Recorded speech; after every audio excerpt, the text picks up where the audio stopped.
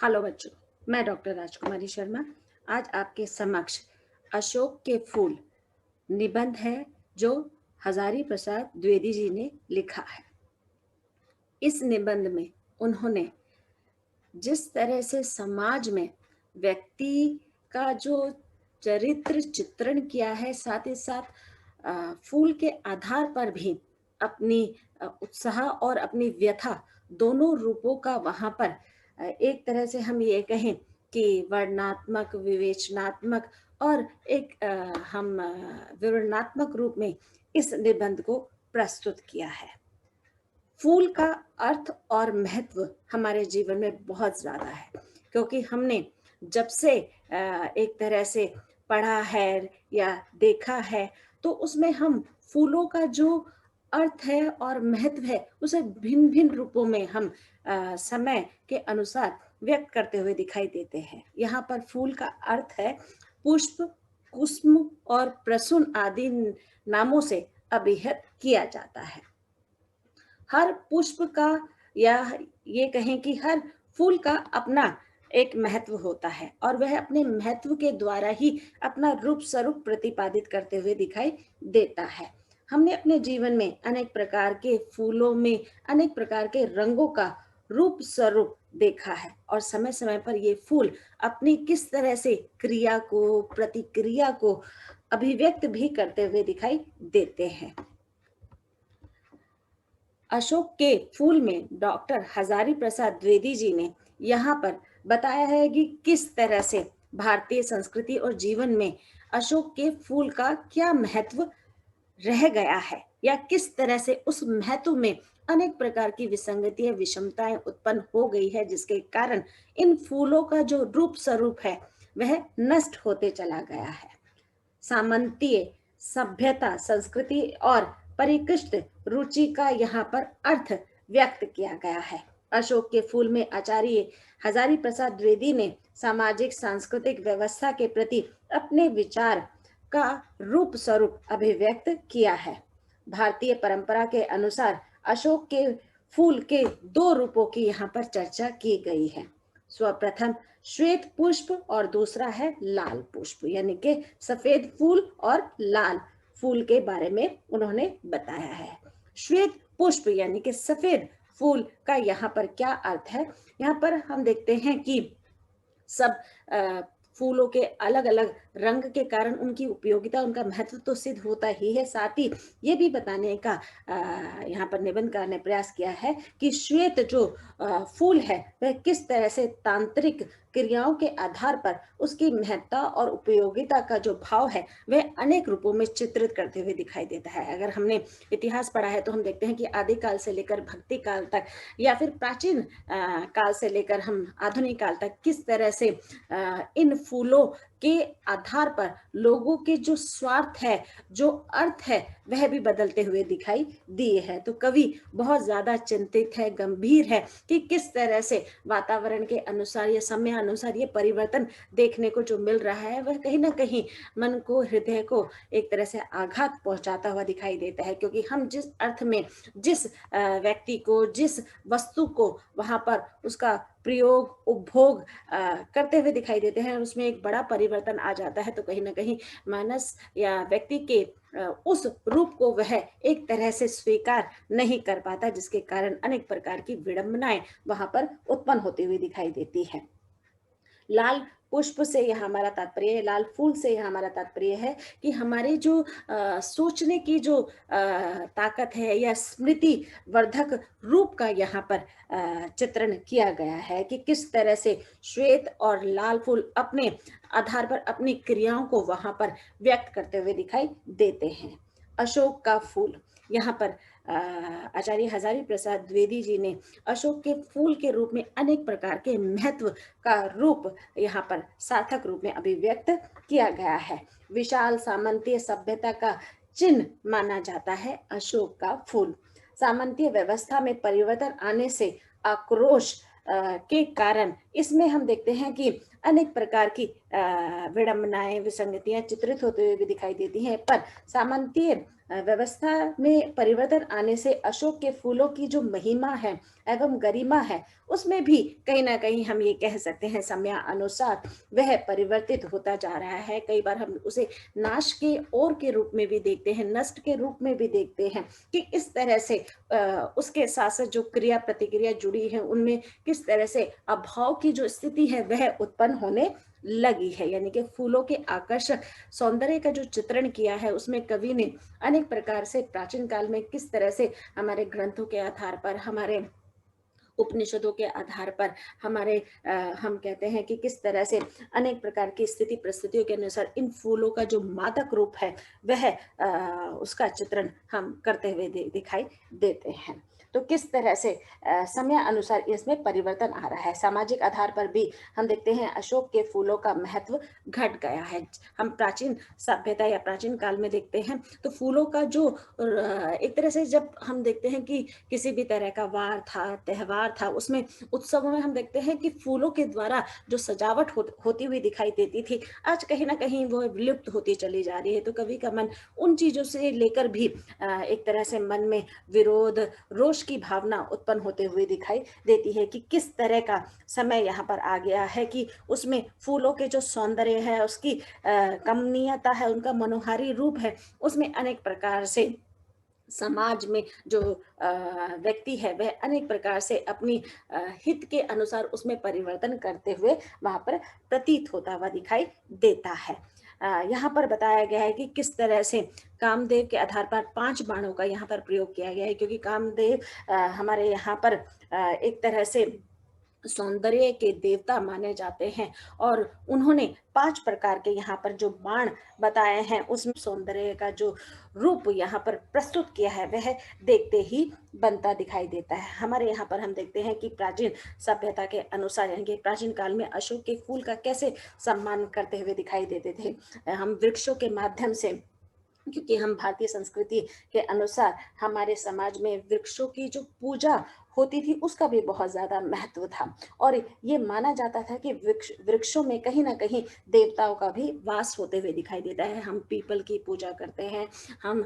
केले के पेड़ की पूजा करते हुए दिखाई देते हैं, हम तुलसी की पूजा करते हुए दिखाई देते हैं, हम अन्य रूपों में हम श्वेत या फिर हम कहें अनेक प्रकार की तुलसियों का जो रूप स्वरूप है उनके द्वारा भी हम अपनी भावनाओं को वहाँ पर अभिव्यक्त करते हुए दिखाई देते हैं। तो इस तरह से हम ये कह सकते हैं कि वृक्षों का हमारी भारतीय संस्कृति में बहुत ही ज़्यादा महत्व है। चलन भी है कि किस तरह से व्यक्ति अपनी भाव अभिव्यक्ति उनके समक्ष प्रस्तुत करता हुआ दिखाई देता है। प्राचीन साहित्य के अनुसार हमने देखा कि किस तरह से अनेक प्रकार से जो अशोक के वृक्ष में गंधर्वों और गंधर्वों का स्थान माना जाता है। वृक्ष हमें अनेक प्रकार से हमें सुख से लबालब भी करते हुए दिखाई देते हैं। कहने का तात्पर्य यहाँ पर यह है कि वृक्ष के आश्रय में हमें अनेक प्रकार की शांति, शीतलता और मादकता का रूप स्वरूप भी प्राप्त होते हुए दिखाई देता है। हम पुराने उसमें देखें, अपने ग्रंथों में हम देखें कि किस तरह से जो कृष्ण की लीला है या फिर हम देखें कि रामायण में जब 14 वर्ष का वनवास वो काटते हैं तो एक तरह से पंचवटी का जो प्रकृति का रूप सौंदर्य वहाँ पर दिखाया गया है और किस तरह से वह उसका रस पान लेते हुए नजर आते थे। पेड़ों के माध्यम से हम अनेक प्रकार के फलों का भी वहाँ पर सेवन करते हुए दिखाई देते हैं। अगर हमारे पास किसी भी तरह की कोई अन्य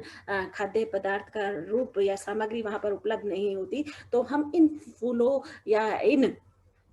फलों के द्वारा अपनी जो अतृप्त भूख है उसको भी शांत करते हुए वहां पर दिखाई देते हैं। तो हमारे यहाँ पर ये माना जाता है, कहा जाता है कि भारतवर्ष में वृक्षों की जो महत्ता और उपयोगिता का जो स्वर लहराता रहता था उसमें भी बहुत ज्यादा परिवर्तन देखने को मिल गया है। क्योंकि हम देख रहे हैं कि किस तरह से प्राचीन काल में जो अशोक के फूल का जो महत्ता थी, जो सम्मान था, जो एक तरह से आदर भाव दिया जाता था, वह आधुनिक काल में किस तरह से परिवर्तित होता गया। हम देखते हैं कि मनुष्य की दिन प्रतिदिन की विशुद्धता एवं स्वार्थ के कारण सारी चीजों में मिलावट उत्पन्न होती जा रही है। प्रकृति सारी चीजें हमें खालिश और शुद्ध रूप में प्राप्त करती हुई प्रतीत होती है। मनुष्य की बढ़ती लिप्सा ने सारी वस्तु और पदार्थ में मिलावट का जो रूप भर दिया है, उससे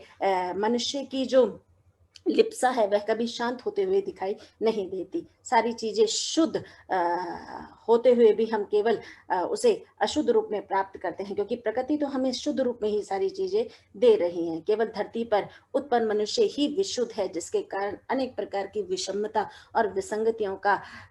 एक तरह से समस्या के रूप में व्यक्ति सामना करता हुआ दिखाई देता है। अशोक के फूल में अनेक प्रकार की मस्ती है, खुशबू है और मादकता से वह परिपूर्ण दिखाई देता है। निबंधकार अशोक के फूल की महत्ता आज भी उसी स्थिति में विद्यमान है जैसा वह पहले थी। उसका महत्व और स्वरूप में कोई भी परिवर्तन नहीं आया है। अशोक के फूल में आनंद और रस का जो रूप स्वरूप है वह पूर्ण रूप से लबालब दिखाई देता है, और वह हमें खुशी और उत्साह का संदेश भी वहां पर देते हुए प्रतीत होते हैं। अर्थात सभी को फूलों के माध्यम से आनंद लेने का जो भाव या एक तरह से हम कहें सार्थक रूप यहाँ पर बन पड़ा है।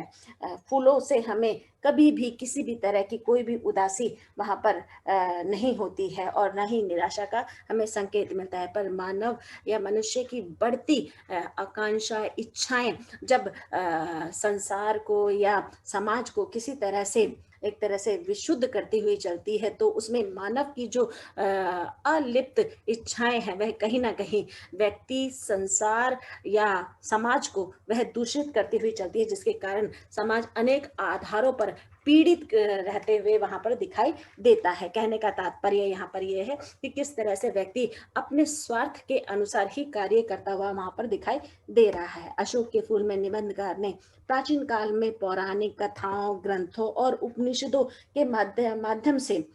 फूलों की महत्ता को दर्शाया है। कवि कालिदास ने अपनी रचनाओं के माध्यम से फूलों का महत्व अनेक रूपों में अभिव्यक्त किया है। यहाँ फूलों की मादकता का पूर्ण रूप यहाँ पर बिखरा हुआ दिखाई देता है। हम फूल किस तरह से जो फूल का जो रूप स्वरूप है, अगर स्त्री उसे धारण करती हुई दिखाई देती है तो वह कैसे अपने पूर्ण शरीर को उससे एक तरह से आकर्षण और सौंदर्यमय बनाने की चेष्टा वहां पर करती हुई दिखाई देती है। स्त्रियों के सौंदर्य को किस प्रकार ये फूल बढ़ाते हुए दिखाई देते हैं उसका चित्रण किया गया है। शरीर के सौंदर्य में किस प्रकार फूलों का जो स्वरूप है, जो एक तरह से सौंदर्य है, वह कैसे फलता फूलता दिखाई देता है। हम शरीर के अनेक प्रकार के अंगों से फूलों के द्वारा उसे सुसज्जित करते हुए दिखाई देते हैं। जैसे कान में हम देखें कालिदास में की जो कथा है उसमें भी जो शकुंतला है वह किस तरह से अपने सौंदर्य को फूलों के माध्यम से प्रस्तुत करती हुई वहां पर प्रतीत होती हुई दिखाई देती थी। कानों में अगर फूलों के जो एक तरह से हम कहें कुंडल पहन रखे हैं, माथे पर टीका लगाया हुआ है फूलों के माध्यम से, गले में फूलों की माला पहनी हुई है, अनेक प्रकार से अपने शारीरिक अंगों को वह सजाती संवारती हुई वहां पर दिखाई देती थी। रामायण और महाभारत के द्वारा भी हमने अनेक प्रकार से देखा है कि फूलों के अनेक रूपों की वहां पर अभिव्यंजना किस प्रकार से प्रस्तुत की गई है। अशोक के फूल के माध्यम से बदलते वातावरण में फूलों की कैसी त्रासदी हो गई है, किस किस तरह की विडंबना वहां पर एक तरह से उपयुक्त रूप में वहां पर दर्शाई गई है, वह अनेक माध्यम से हम देखते हैं। रचनाकारों या रचनाओं के माध्यम से उस बदलते हुए परिवेश के आधार पर उसकी त्रासदी को दिखाया गया है। व्यक्ति के स्वार्थ के अनुसार उसका प्रयोग, उपयोग और इस्तेमाल कर उसे आगे बढ़ने की विवशता से फूल का अस्तित्व ही एक तरह से खत्म सा हो गया है। मनुष्य कभी भी अपनी स्थिति परिस्थिति से संतुष्ट नहीं होता। व्यक्ति के व्यवहार और संस्कृति में बदलाव होने के कारण वह आगे बढ़ने के लिए हमेशा प्रयासरत रहता है। मनुष्य के जीवन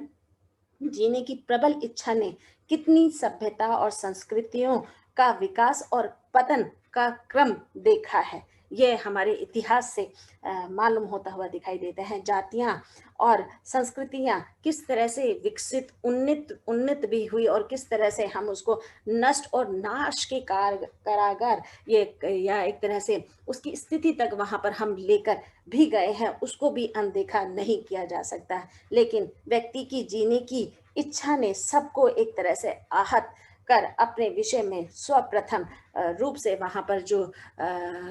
उपयोगिता महत्व का रूप स्वार्थ हित के रूप में दर्शाने का प्रयास किया है, उससे केवल हम ये कह सकते हैं विकास के आधार पर, उन्नति के आधार पर उसे हम अनेक रूपों में नहीं देखा जा सकता, जबकि पतन के रूप में हम अनेक रूपों से उसे वहां पर देखते हुए नजर आते हैं। हम देखते हैं मूर्तियों के आधार पर भी इस तरह की विडंबना को वहां पर व्यक्त किया गया है कि किस तरह से मूर्तियों के सौंदर्य में उनकी बनावट और गठन का जो आधार है वह भारतीय धर्म, साहित्य और शिल्पकारों के आधार पर फूलों का जो रूप स्वरूप है वह महत्व करते हुए वहां पर अर्जित किया गया है। पर आज के संदर्भ में हम देखें तो किस तरह से एक बड़े परिवर्तन का जो रूप स्वरूप है वहां देखने को मिलता है। भारतीय धर्म, साहित्य और शिल्पकार में अनेक तरह से समय अनुसार अनेक प्रकार के बदलाव आ गए हैं। उन्हें केवल अब सौंदर्य के आधार पर वह उनमें जिस तरह की अपनी विषय रूप को वहां पर प्रस्तुत करते हुए दिखाई देते हैं, उनसे उनका भाव भी वहां पर जागृत होते हुए दिखाई देता है। कहने का तात्पर्य है, जैसे हम देखते हैं कि कामदेव की जो मूर्ति है या कामदेव के आधार पर हम देखते हैं कि गंधर्व और गंधर्व जाति के हाव भाव में कितने प्रकार से हम देखते हैं कि अभाव का रूप स्वरूप वहां पर आ गया है, क्योंकि नियम हमारे जीवन में बहुत महत्व भूमिका अदा करते हैं, क्योंकि सारे संसार में हम देखते हैं व्यक्ति नियमों के आधार पर अपना जीवन यापन करता हुआ दिखाई देता है। अगर देवता भी धरती पर आते हैं तो भी वह जीवन को अपने नियमों के आधार पर, धर्म के आधार पर वहां पर व्यक्त करते हुए दिखाई देते हैं। रामायण और महाभारत इसका सर्वप्रथम रूप से उदाहरण है। संसार का नियम है, व्यक्ति के समय में परिवर्तन अवश्य आता है। कहते हैं ना, कई तरह की उक्तियां भी प्रचलित है कि व्यक्ति का जो समय है वह कभी भी एक जैसा नहीं रहता, वह बदलता रहता है। इसलिए कहा जाता है कि सबके दिन आते हुए वहां पर दिखाई देते हैं, सबको सुअवसर मिलते हुए दिखाई देते हैं। यहाँ पर महाभारत में जो अनेक साज सजावट के रूप में हमने अनेक संदर्भों में देखा है कि किस तरह से नारी अपने शाक श्रृंगार के लिए फूलों का रूप स्वरूप वहां पर प्रकट करते हुए नजर आती है। देवताओं के प्रति अपने भाव को वहां पर जो अर्जित रूप देती है वह भी कहीं ना कहीं फूलों के माध्यम से वहां पर प्रस्तुत करते हुए दिखाई देती है। हमने अनेक रूपों में आर्यों के आधार पर संस्कृति का जो रूप स्वरूप पाठ्य निबंध के अनुसार समझा है, जाना है कि किस तरह से हमारे यहाँ पर अनेक प्रकार की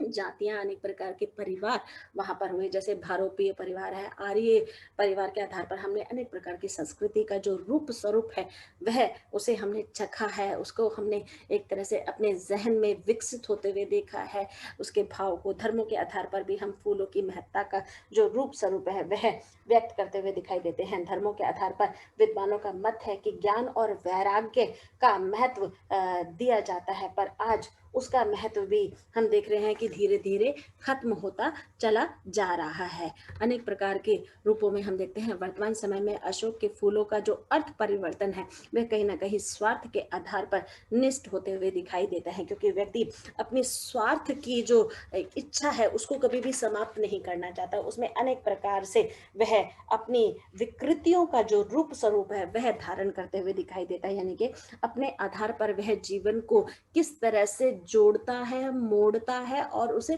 विकसित करने का जो स्वार्थ क्रम वह रचते हुए दिखाई देता है। उससे कहीं ना कहीं